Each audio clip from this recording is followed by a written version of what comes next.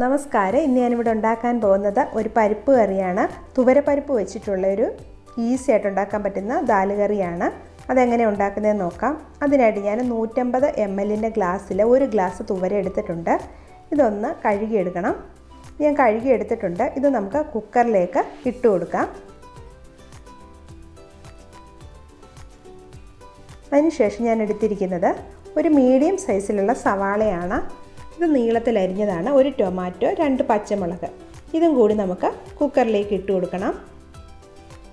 വളരെ പെട്ടെന്ന് ഉണ്ടാക്കാൻ പറ്റുന്ന ഒരു ദാൽ കറിയാണ്. ഇതുപോലെ തന്നെ ഒരു സാമ്പാർ ഞാൻ ഇട്ടിട്ടുണ്ട്, ഈസി സാമ്പാർ റെസിപ്പി. ഇനി നമുക്ക് ഇതിലേക്ക് ആവശ്യത്തിന് വെള്ളം ചേർത്ത് കൊടുക്കാം. 1.5 കപ്പ് വെള്ളം ഞാൻ ചേർത്ത് കൊടുക്കുന്നുണ്ട്. പിന്നെ 1/2 ടീസ്പൂൺ മഞ്ഞൾപ്പൊടി ഇട്ട് കൊടുക്കാം.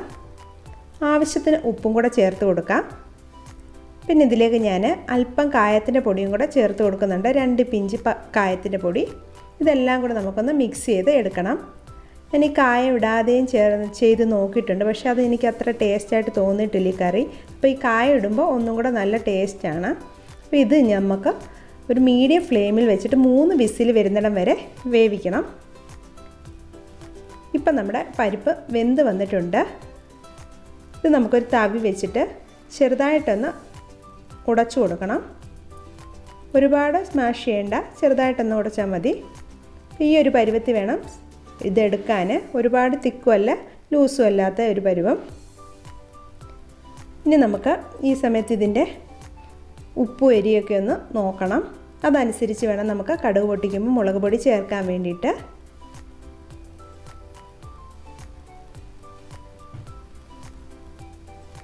സമയമില്ലാത്തപ്പോൾ നമുക്ക് പെട്ടെന്ന് ഉണ്ടാക്കാൻ പറ്റുന്നൊരു കറിയാണ്. ഞാനിതൊരു പാത്രത്തിലേക്ക് മാറ്റിയിട്ടുണ്ട്. ഇനി നമുക്ക് കടുക് പൊട്ടിച്ചെടുക്കാം. അതിനായിട്ട് ഒരു പാത്രം വെച്ചിട്ടുണ്ട്. ഇതിലേക്ക് വെളിച്ചെണ്ണ ചേർക്കുവാണ്. ഞാൻ കേരള സ്റ്റൈലിലാണ് ഉണ്ടാക്കുന്നത്, അല്ലെങ്കിൽ നമുക്ക് സൺഫ്ലവർ ഓയിൽ ചേർത്താലും മതി. ഇതിലേക്ക് കടുകാണ് ഇട്ട് കൊടുക്കുന്നത്. പിന്നെ ഒരു വറ്റൽമുളക് മുറിച്ചിട്ട് കൊടുക്കുവാണ്. പിന്നെ ഇതിലേക്ക് 3 അല്ലി വെളുത്തുള്ളി ചതച്ചെടുത്തതാണ്, അതും കൂടെ നമുക്കൊന്ന് മൂപ്പിച്ചെടുക്കണം. കുറച്ച് കറിവേപ്പിലയും കൂടെ ഇട്ട് കൊടുക്കണം ഇതിലേക്ക്.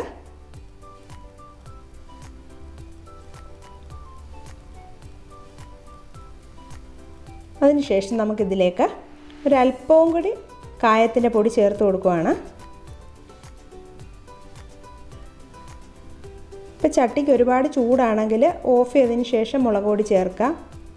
1 ടീസ്പൂൺ മുളക് പൊടി ചേർത്ത് കൊടുക്കുകയാണ്. കരിഞ്ഞു പോവാതെ ശ്രദ്ധിക്കുക. നല്ലതുപോലെ ഇതൊന്ന് മൂപ്പിച്ചെടുക്കണം.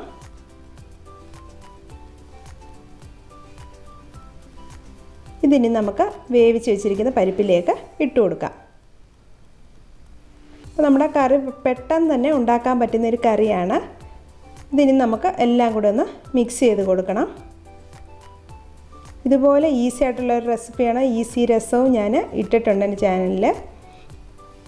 അപ്പോൾ ഇത് നമുക്ക് വളരെ പെട്ടെന്ന് ഉണ്ടാക്കാൻ പറ്റും. ഇത് ചപ്പാത്തിയുടെ കൂടെ റൈസിൻ്റെ കൂടെയൊക്കെ കഴിക്കാൻ പറ്റുന്നൊരു കറിയാണ്. നമ്മുടെ കറി റെഡി ആയിട്ടുണ്ട്. അപ്പം നിങ്ങൾക്ക് എൻ്റെ വീഡിയോ ഇഷ്ടമായെന്ന് കരുതുന്നു. Thanks for watching. ഇനി ഞാൻ നല്ലൊരു വീഡിയോയുമായി വരുന്നതായിരിക്കും. ബൈ.